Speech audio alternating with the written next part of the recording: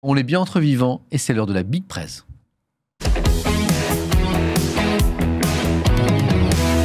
On va quand même parler des morts parce que c'est le sujet de l'émission, l'approche de la Toussaint, d'Halloween, voilà, les métiers de la mort. Je rappelle que Julien, un ancien infirmier, voilà, Oui. qui est devenu journaliste, qui est devenu créateur de contenu, mais le rapport avec la mort, tu le connais.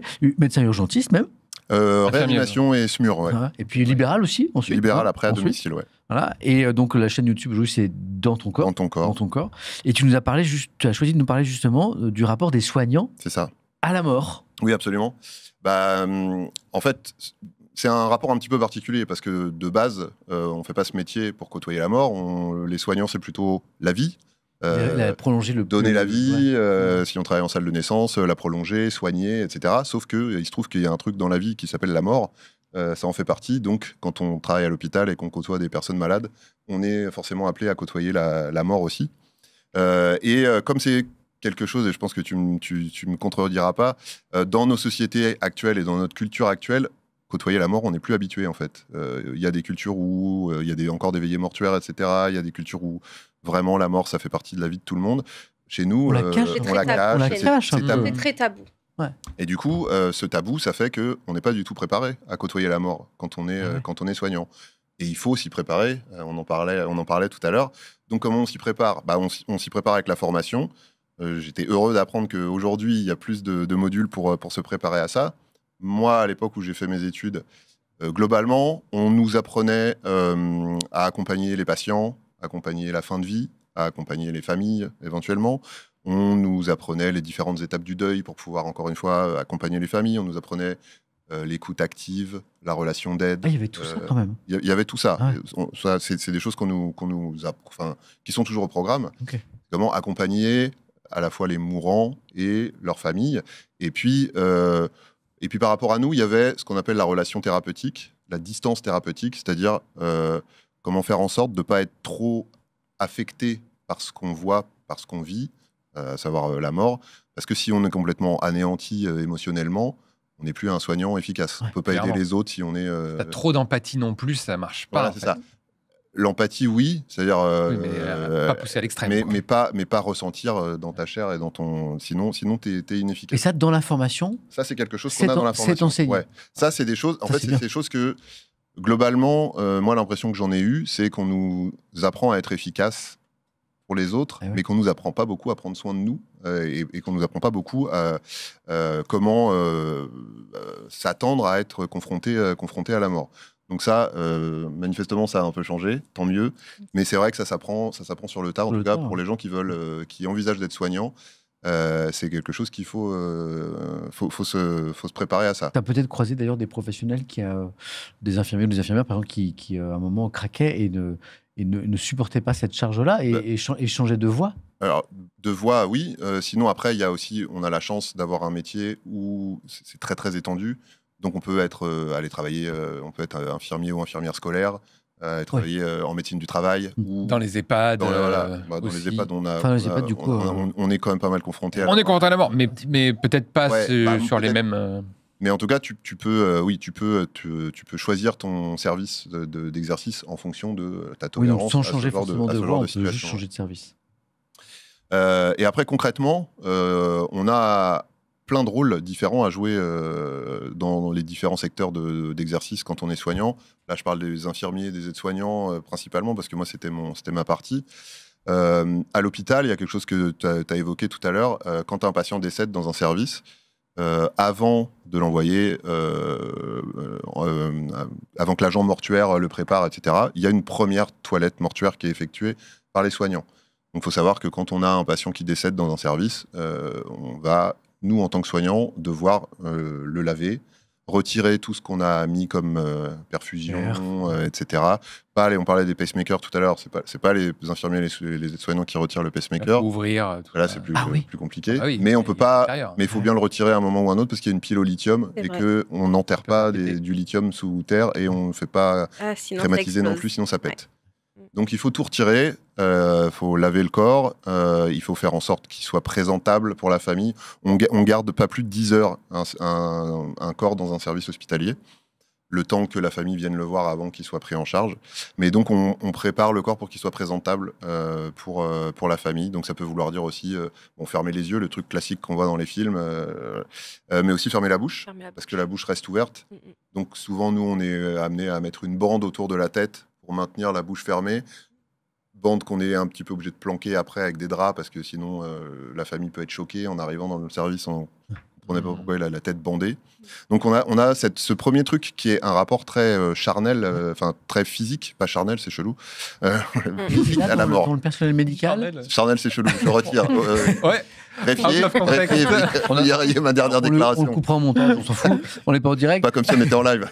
Mais en général, est-ce que dans le personnel médical, c'est une certaine catégorie en général qui est chargée de ces soins, ou est-ce que ça peut être la personne qui est de garde, est-ce que tu veux... Non, c'est vraiment les soignants, hein. C'est les aides-soignantes, les infirmières, ça dépend des services. Il y a des services où il y a peu d'infirmiers ou d'infirmières et beaucoup d'aides-soignantes, donc c'est plutôt les aides-soignantes qui gèrent ça. Il y a des services où, moi par exemple, je bossais en réanimation.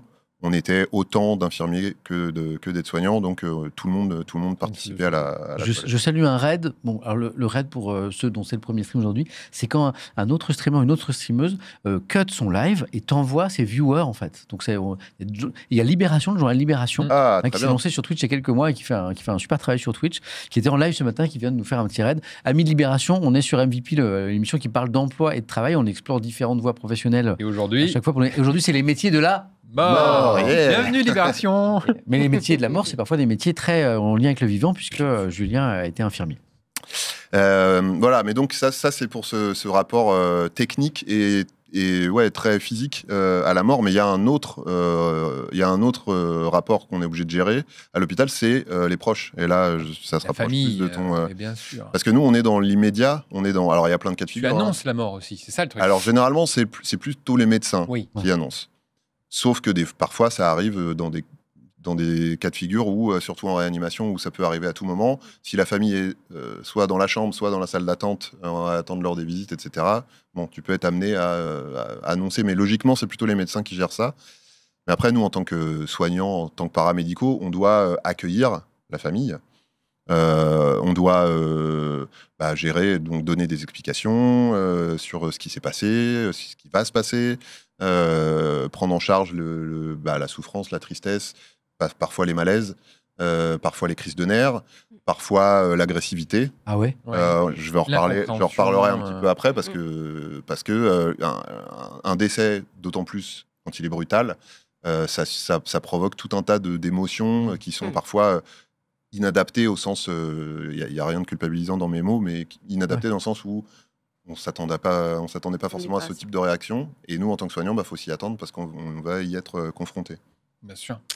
Donc ça, c'est pour la partie hospitalière classique, entre guillemets, j'allais dire. Donc, à l'époque où tu étais infirmier, cette mission-là d'aller voir les familles, de les accompagner, de les réconforter, et parfois de devoir gérer de la douleur, de la tristesse, de la colère, c'était une partie difficile pour toi ? C'est forcément une partie difficile. Il y a quasiment autant de cas de figure qu'il y a d'annonces, parce que c'est des situations différentes. Quand c'est brutal, c'est très choquant. Mais en même temps, on ne connaît pas les gens en face, parce que souvent, c'est des gens le malade vient d'arriver, bim, il décède, on rencontre la famille pour la première fois, c'est notre premier contact, donc c'est très particulier. Parfois, c'est des patients qui sont là depuis longtemps. Donc on a noué une relation avec la famille. Donc c'est des gens qu'on connaît. Alors là, il y a la fameuse distance thérapeutique. On n'est pas censé mettre d'affect, mais même avec la meilleure formation du monde et même avec la meilleure bonne volonté du monde, il y a forcément des liens qui se tissent. Donc là, c'est des situations qui sont particulières. Et puis il y a tout ce qu'on projette nous-mêmes aussi, sur notre propre rapport à la mort, etc. Donc c'est des situations qui sont compliquées et qui sont... C'est pour ça que je blâme pas forcément les gens qui préparent la formation des soignants, parce que c'est impossible de balayer tous les cas de figure auxquels on va être confronté. Et puis après, il y a ta propre vie aussi, ta propre histoire.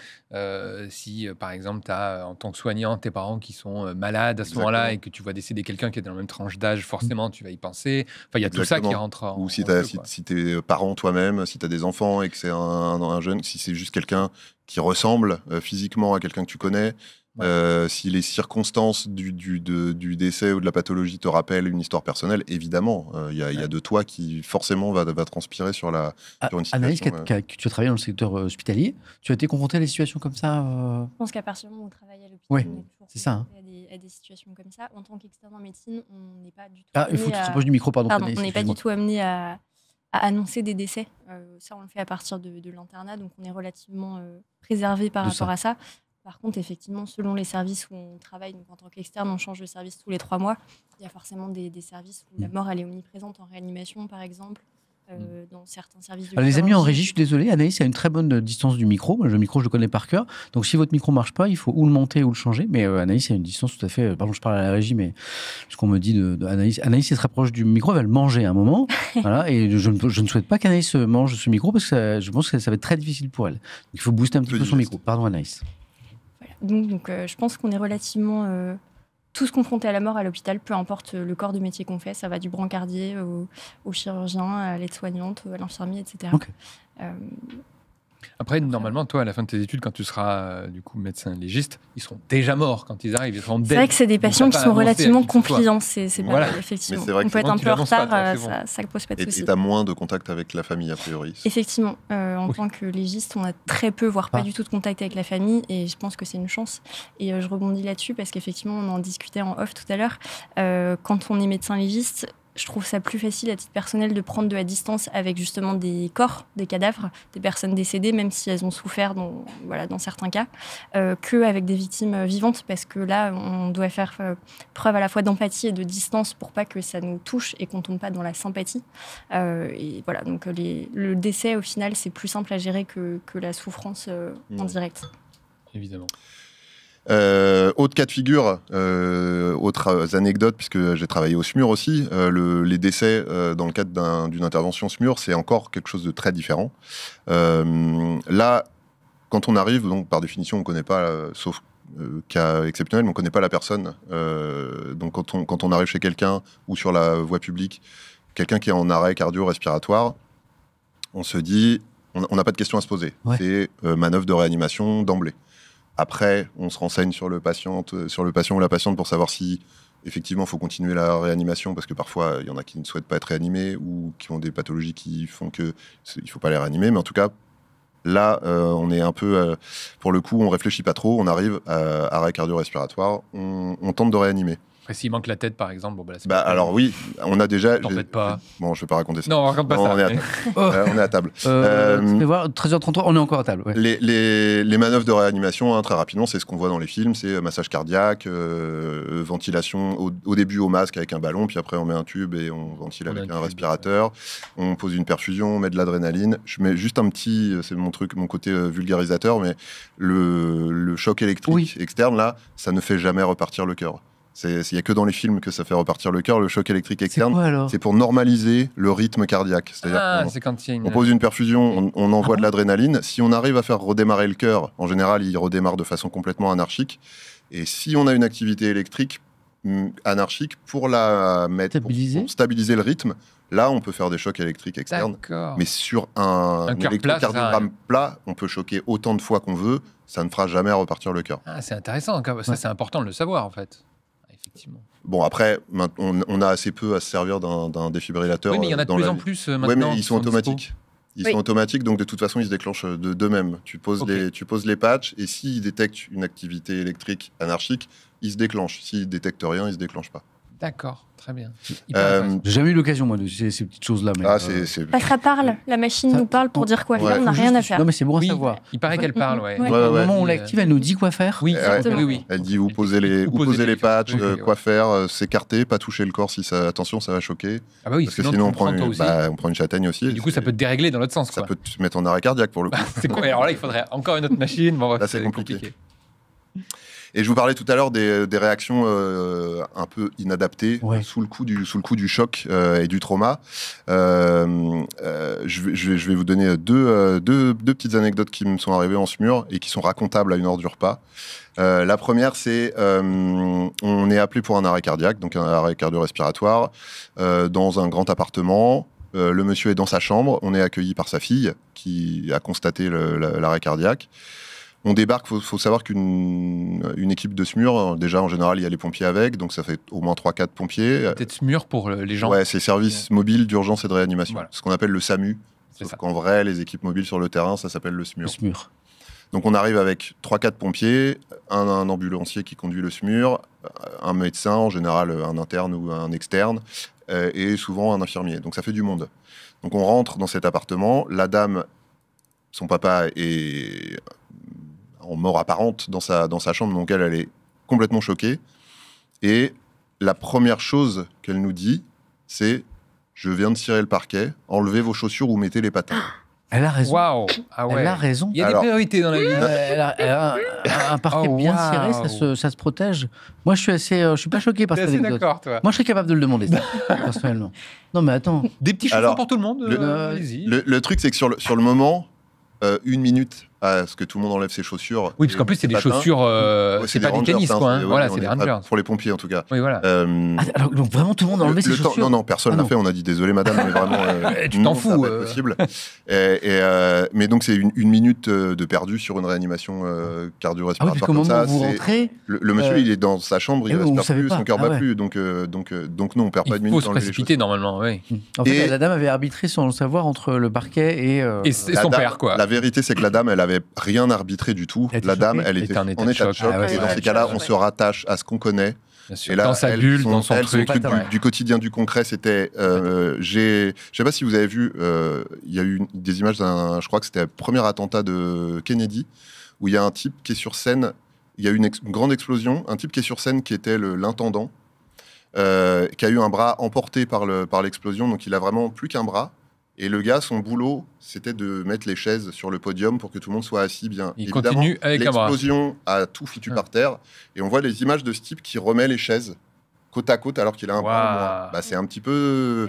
la même chose. C'est le même truc, c'est choc traumatique. On se raccroche à ce qu'on connaît, ce qu'on sait faire, les trucs de notre quotidien. Cette dame-là, elle n'était pas horrible, elle n'était pas atroce. Elle ne pensait pas plus à son parquet qu'à son papa. C'est juste qu'elle était complètement choquée parce que être confrontée à la mort violemment comme ça, ça peut provoquer... Le cerveau se protège, me dit Yona Cospel. C'est ça, en fait. Hein.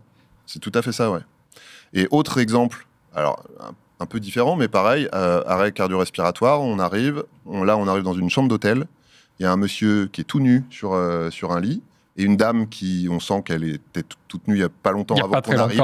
Elle est rhabillée, mais vraiment, elle est encore en train de rentrer ça.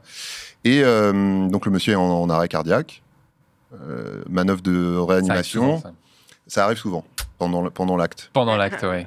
Et ça arrive souvent dans les circonstances dont je vais vous parler là. Donc tentative de réanimation, échec. Et pendant tout ce temps-là, la dame se tient la tête dans les mains et dit mais comment je vais faire ? Donc à la fin, le médecin doit aller lui annoncer que c'est terminé, on arrête.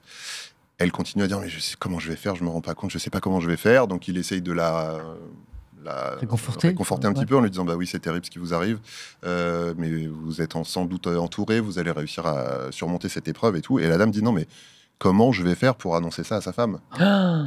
Et là, une vraie Félix Faure, quoi. Félix Faure, le président français, qui était décédé. Voilà. Et alors, du coup, il a voulu être pompé. Je sais pas quoi. Il a fini pompé. César, il s'est vu pomper. Alors, du coup, il y a beaucoup de gens qui demandent, parce que tu viens de dire que ça arrivait souvent, ce genre de situation. Est-ce que l'adultère, c'est dangereux pour le cœur ? Non, mais c'est l'acte surtout, parce que l'acte, c'est vrai, c'est dangereux pour le cœur. Comme être aux toilettes, c'est dangereux pour les AVC, non ? Il n'y a pas un truc comme ça ? Oui, je crois que c'est Elvis Presley qui est mort. Oui, c'est en poussant. Quand tu pousses, du coup, tu peux faire péter les vaisseaux au cerveau. Moi, j'ai souvent récupéré des défunts sur les toilettes. Voilà. J'ai fait plusieurs arrêts cardiaques sur les toilettes. Moi, j'apprends des choses.